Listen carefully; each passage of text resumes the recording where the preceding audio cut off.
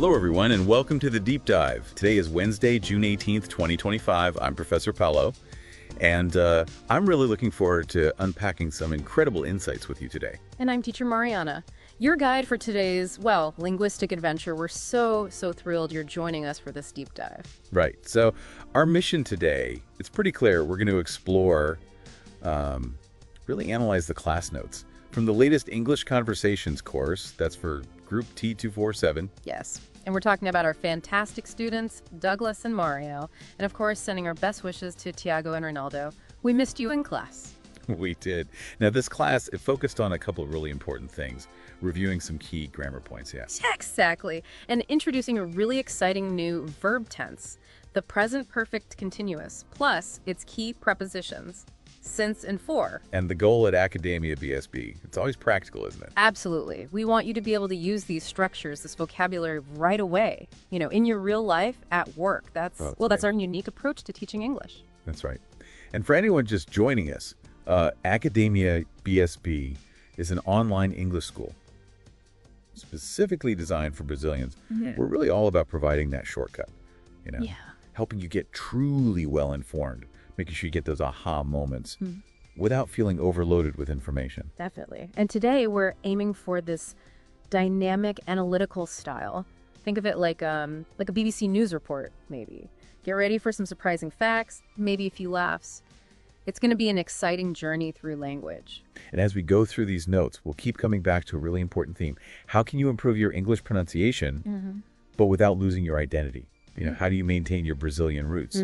That's what we want to explore. How can we make these notes really come alive for you? Okay, so let's start right at the beginning, the fundamentals. We're going to shift focus now to the building blocks of sound, those sounds that are just so crucial for clear communication in English. It really is amazing, isn't it, how these tiny sounds shape meaning. So yeah, think of this part as our little investigative report, looking into the essence of clear speech. Right. From our past class, we had some words that are really key for pronunciation. Listen closely. Some of these sounds, they can be tricky for Brazilian Portuguese speakers. I'll read a few. Largest customer consultant. It's interesting. For many Brazilian Portuguese speakers, that R sound, take arrival versus arrive, they can feel similar. But in English, arrival has that softer vowel sound before the R, almost neutral, while arrive. That has a long I sound right at the start. It's different. Yeah, subtle but different. Or think about ready versus read. Same spelling in the past tense, but different sound, different meaning. Ready, prepared. Read, the action is done. These small differences, they really matter. And what about quite versus quiet? Yes. That little E sound in quiet makes all the difference. Turns one syllable into two, almost. And of course, cough versus coffee. The O sound changes everything. Getting these distinctions right is, it's vital for being understood properly in English. Okay, now for the words from the current class. Remember, good pronunciation, it is key for being understood. But I really want to stress this. It's about clarity. Right. It's not about erasing your unique, beautiful voice. Exactly. Your Brazilian accent is part of who you are. We celebrate that. We really do. We're just aiming for clear communication. So let's practice a few. Listen to the word, then I'll say a sentence, then the word again. Okay. Nature. I love spending time in nature. Future. What are your plans for the future? Future. Brazilian culture is rich. Adventure. Sailing is a big adventure. That was the largest fish I ever saw. I've known him since childhood. Journey. It was a long journey. True spoken. The sea was calm today. Sea small. It's just a small problem, a small trip. How was your trip? Trip spoken. English is widely spoken. Spoken. Small problem. Flown. Have you ever flown in a helicopter? Flown. Leapt. The cat leapt onto the table. Leapt. Found. I found my keys. Found it. Sleep. Did you sleep well? Okay, great. Now let's zero in on something subtle but really crucial. That's the T sound at the end of words. In Portuguese, sometimes it's softened or almost disappears, right? But in English, it's often there. A very subtle, sometimes stopped sound. Listen carefully for that crisp, final T. Accepted. Smallest. Mark it was will. Mine offered once left. Ho. Smart. Leapt. You hear it. Yes, it's distinct. And the same goes for the D sound at the end. It's not that soft G sound you might sometimes hear in Portuguese. It's a clear, short sound. Trusted instead. Unexpected. Cooked. Getting those final T's and D's right really does boost clarity, doesn't it? It really does. It helps your message land clearly. And again, it's about enhancing communication, not changing who you are. It's about adding clarity while keeping your identity. Okay, let's move on from sounds to the words themselves. These are, the building blocks, what we use to express ourselves, like the colors on your palette when you paint. That's a great analogy. Vocabulary really helps you paint clearer pictures, doesn't it? Makes you sound like a master storyteller, crafting these vivid scenes.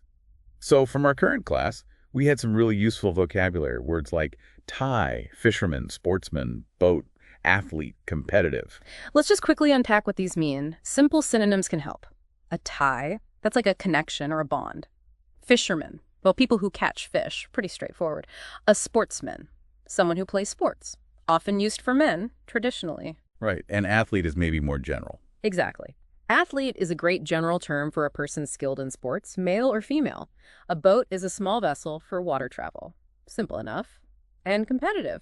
That just means really wanting to win, having that drive. Okay, here's a little trivia nugget for you about athlete. It actually comes from ancient Greek, from a word that meant contest or prize. So it connects right back to the idea of challenge and achievement. Pretty cool. That is cool. See, language has history. Now, we all know practice is crucial, and doing exercises really helps make things stick. You all did fantastic work on the vocabulary activities from the past class. We won't read out every single answer, obviously, but let's hit some key takeaways, because this is where your hard work really shows. So, activity 1, matching words like leapt and gathered with meanings. What's the aha moment here? Well, think about leapt. It suggests something quick, agile, maybe even sudden, more dynamic than just saying jumped high, right? Yeah, it adds flavor. Exactly. It helps you choose the perfect word, not just one that's okay. And activity 2, filling sentences, using words like gathered and spoken. It's about fitting the right action into the story's context. Dororio and Maglass have gathered shells from a hidden cove. It just makes their discovery feel more vivid. Then activity 3, with words like goldmine and workaholic. These aren't just definitions, are they? They paint pictures. Goldmine for a super successful company. Workaholic for someone who works constantly. What's fascinating is how English uses single words for these complex ideas. Makes descriptions much richer. Like calling a business idea a gold mine. Much more impactful than just profitable. Definitely. Activity 4 had words like improvise and thrive. Improvise creating on the spot. Thrive growing really well. Again, words that unlock a deeper level of expression for you. And activity 5, choosing the best option. Practicing choices like forward or fix. These seem simple, but they're essential for clear meaning. Like, he leaned forward to hear, small word, big impact on the meaning. Then activity 6, how much versus how many. A classic sticking point. Remember, how many for countable things. Chairs, books, emails. How much for uncountable things? Sugar, money, time. It's about making that simple distinction clearly. Simple but important. And finally, activity 7, writing sentences. The goal here is simple. Put these words into your context. Make them yours. For to give up, you might write, never give up on your dreams. It's about making the language active and personal for you. Okay, let's introduce this next section. This is all about putting words into action, showing how context really changes everything. Even small differences in how we use language, they can make communication perfectly clear or confusing. Right. Think of this bit like a mini talk show segment. We'll demonstrate some real-life conversation snippets. We're going to explore those little nuances that really bring English to life. Let's kick off with the difference between to be married and to get married. It seems simple, but... That catches people out sometimes, yeah. Exactly. So to be married, that describes a state, a current condition. Right now. So using the present simple tense, you'd say, I am married. It tells us your relationship status right now. Exactly. Whereas to get married, that describes the action, the event, something that happened at a specific time in the past, usually. Right. So for that, you'd typically use the past simple, like, I got married in 1974. It points to the event itself, the wedding day. Okay, let's try a quick role play. Adopts a light conversational tone.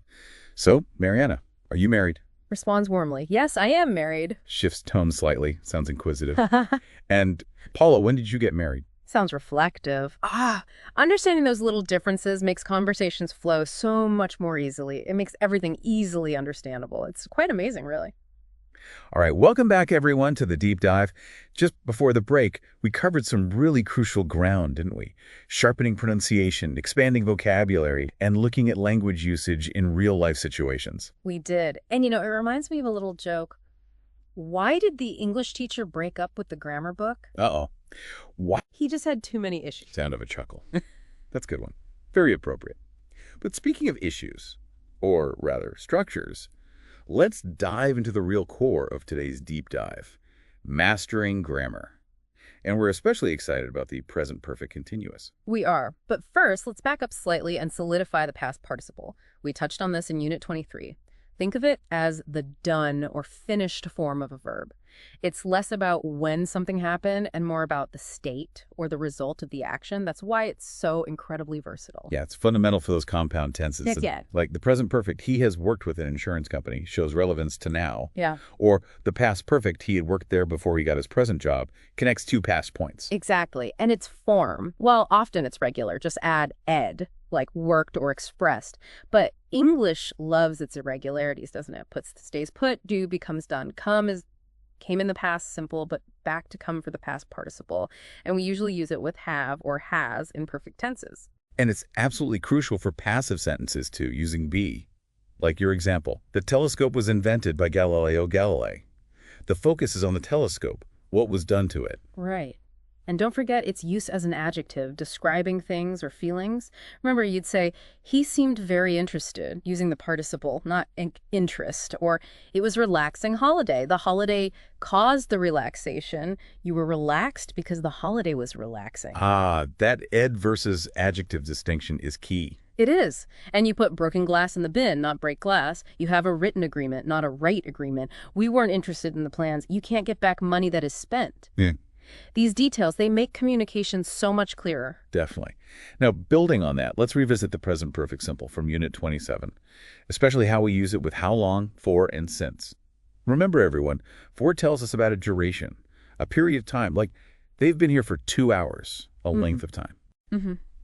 And since, that tells us the starting point. The action started back then, and it continues right up until now. They have been here since 4 o'clock. Think of that timeline. Action starts at 4 o'clock, continues to now. Since marks the start. Got it. And a quick tip we mentioned, you don't use for before all, right? Yeah. You say, I've been ill all week, not for all week. Correct. And we have those really common expressions, don't we? I've known them for ages, or we've lived next door since we were children. It smoothly connects the past right up to the present moment. And remember, you can't ask, did you live here since you were a baby? That mixes tenses. Right, it has to be. Have you lived here since you were a baby? Because it's about an ongoing state from the past until now. Perfect. Okay. Yeah. The moment we've been building up to, the grand introduction, the present perfect continuous, from Unit 29.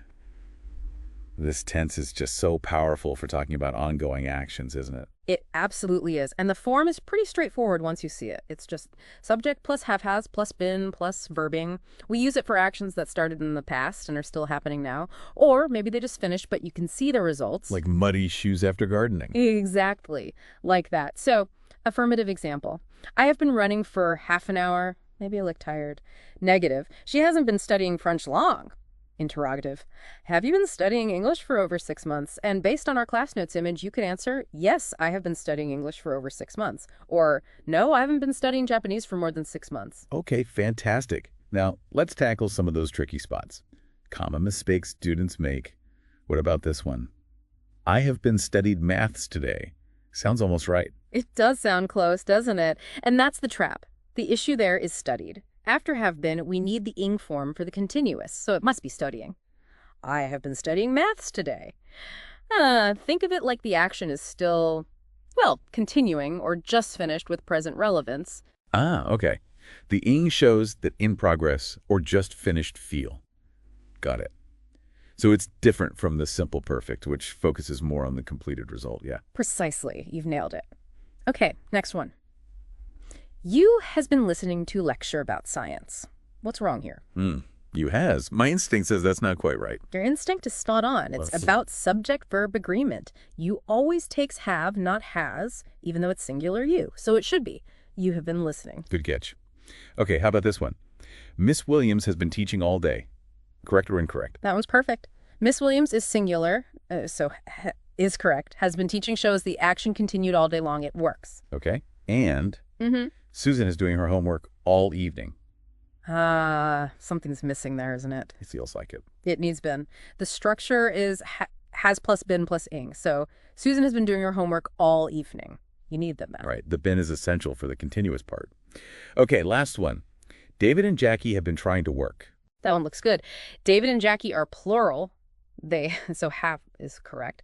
Have been trying shows their ongoing effort. That's perfectly fine. Great. Now let's quickly loop present perfect continuous back to our friends. Since and for, you can absolutely use them here too. I have been studying at academia for 1 year. That counts the duration, the period. Or I have been studying at academia since 2024. Oh. That gives the specific starting point in the past. Exactly. Same logic applies. Think about these examples. I've been dating the same woman for 40 years, duration. Or since 1973, start point. I've been playing football since 1990, start point. Or for 20 years, duration. I've been cooking since 2011, or for 10 years. I've been taking care of my children for 8 years, or since 2018. See the pattern? Yeah, it's consistent. So what does this all mean for you, our listener?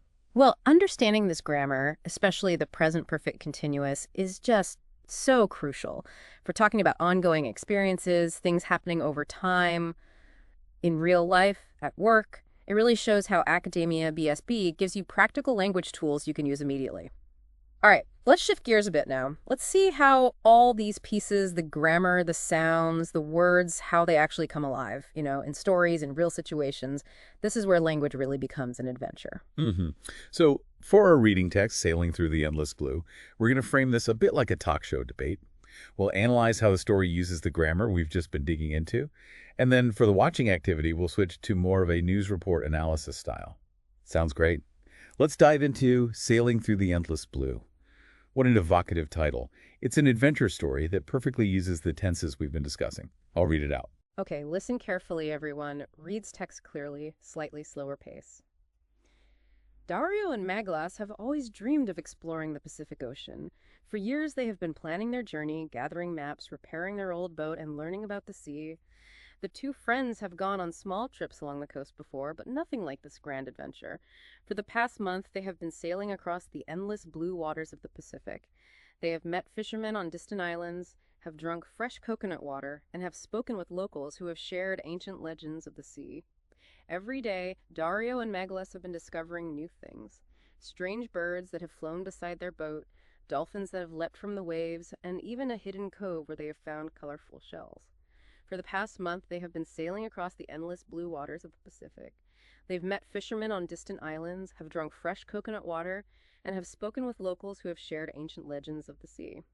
Every day, Dario and Maglas have been discovering new things, but it has not been easy. Storms have broken their mast twice, and they have fought strong winds that almost turned the boat over. At night, while the stars have shone above them, they have been thinking about home and wondering when they might return. For the past month, they have been sailing across the endless blue waters of the Pacific. They have met fishermen on distant islands, have drunk fresh coconut water, and have spoken with locals who have shared ancient legends of the sea. Every day, Dario and Maglas have been discovering new things. For the past few weeks, they have been enjoying every moment of their journey, even with the difficulties. They have been learning not only about the ocean, but also about themselves. Through every challenge, they have grown stronger and more confident.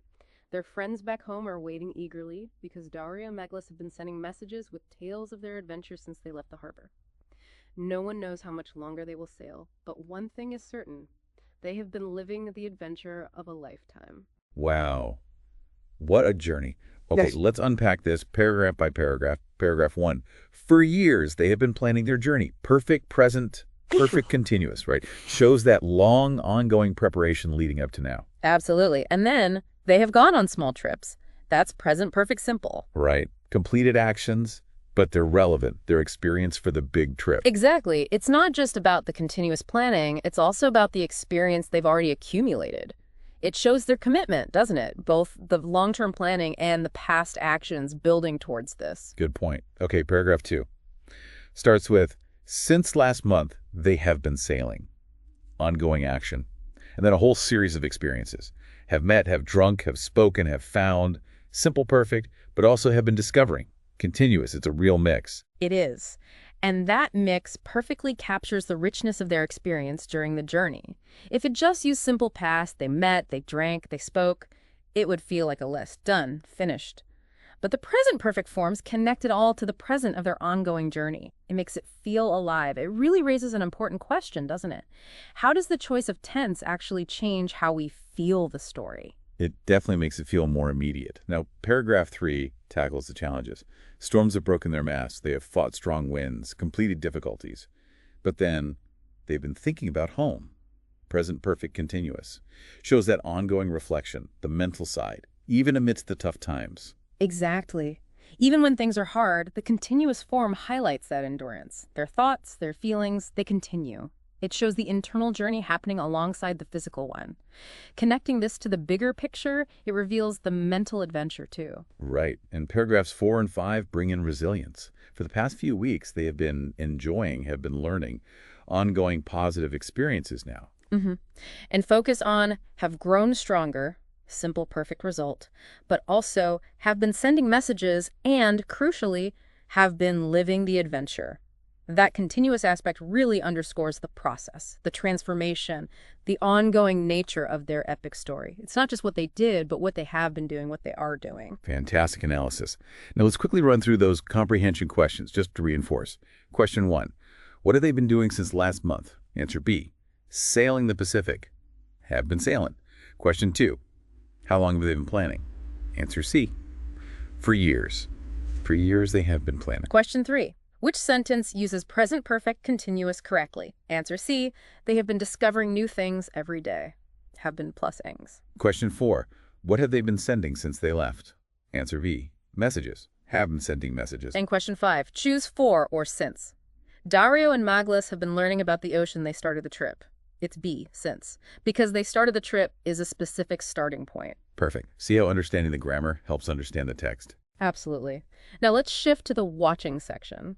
This was fascinating. We looked at that interaction between the influencers Aisha Speed and Luva de Pedro. Yeah, and what really jumped out was the misunderstanding, clearly caused by pronunciation differences, especially those T's, D's, the short I versus long E sounds. Those things we practiced earlier, they were really highlighted there. And this ties directly back to our main theme today, doesn't it? Improving your pronunciation, it's about being understood. It's about clarity. It's absolutely not about erasing your accent or sounding like someone else entirely. Right. Luva de Pedro's Brazilian accent is part of his identity. Exactly. And that's wonderful. The goal is simply clear communication, not imitation. What's fascinating here is seeing how individual sounds can sometimes create communication challenges, but also how they reflect who we are. The question is, how do we honor our identity and ensure our message gets across clearly to a global audience? That's the balance we're aiming for. Okay, let's move towards wrapping up the skills. Let's transition to the active side, speaking. This is where it all comes together. Grammar, pronunciation, vocabulary in real time. And a key insight here, something really important to practice, is not just what sounds you make, but your pace of speaking. Speaking too fast, people can't keep up. Too slow, they might lose interest. Finding that comfortable, clear rhythm, that's crucial for effective communication. And that relates to what our teacher did in class, right? Spending time identifying the students' most common mistakes. Precisely. That's a core part of the AcademiaBSB method. Pinpoint the areas for growth. And that's why a specific text was suggested, like a quiet morning barbecue from the writing section. It wasn't just random reading. It provided real-life examples, context where students could apply everything they're learning. The goal is to see that evolution, class after class. This raises an important question for you listening. How can you make sure your pace helps your message shine, regardless of your accent? That's a great point. And think about famous talk show hosts like Oprah Winfrey here in the U.S., or maybe Jimmy Fallon. They are masters of pace, aren't they? They use rhythm and pauses to engage huge, diverse audiences, and they do it with their own natural accents. It shows that clear, well-paced speaking really does transcend accent. It's about connection. Beautifully put. And speaking of connection and progress, we are just so incredibly proud of our students, Douglas, Mario, and really the whole of Group T247. Seeing your development, your conquests, and moving from CEFRL level A2 up towards B1, it's truly remarkable. It's fire. It really is. And remember, everyone, Academia BSB has its unique methodology. Yeah. And doing your homework, that's a really vital part of making it work for you. Now, for those who want to dive even deeper, here are those bibliographic references again. I'll read them clearly and slowly so you can note them down if you wish. First, https://students.academiabsb.com.brwp-content uploads 22506 Academia BSB DSB Grammar CESB Grammar A2T 247 20EO 618 Unit 27 present-perfect-simple.pdf. Take your time writing that down. Next one, https://students.academiabsb.com.brwp-content uploads 22506 Academia BSB Grammar CAFRL A2T 24/7 20C 306 Rion Unit 23 past participle.pdf. That's Unit 23 on the past participle. And the last one for today, https://students.academiabsb.com.brwp-content uploads 22506 Academia BSB Grammar CFRL A2T 247 24/7 22618 Unit 29 present perfect-continuous.pdf. Unit 29, the star of today's show. So please don't forget your next great adventure, your homework. It really is how you make all this learning stick, your chance to practice and own it. Absolutely. And looking ahead, get ready for the UP Coming Linguistics Scope. Next class, we dive into Scene 5 Business Proposal. It features a really dynamic dialogue between Tiago and Mario. Listen to this. Adopts a slightly edgy, business-like tone for Tiago. You've got heart, Mario, and that smell. It's nostalgia in a cup. But you need capital. I'll invest, but I want 45%. Shifts to a more grounded, determined tone for Mario. I'd rather sell my old pilot wings than give up that much. This place is mine. It's my second takeoff, not a corporate landing pad. So, the big question, the cliffhanger for next time. What bold choice is Mario going to make? Will he take that investment, or will he try to chart a completely new course on his own? You'll just have to join us for the next deep dive to find out. It's going to be good. Thinking about all this, communication, understanding, negotiation, it connects to those bigger questions, doesn't it? In the grand tapestry of human connection, we often ponder the real essence of understanding. Is it just about getting the words right, or is it something far, far deeper, something about empathy, shared goals, seeing the other person's perspective? It's a huge philosophical discussion, really. It truly is. And that leads us right back to the heart of everything we believe in and strive for at Academia BSB, our motto, if you will. It is not only about the language, it is all about communication.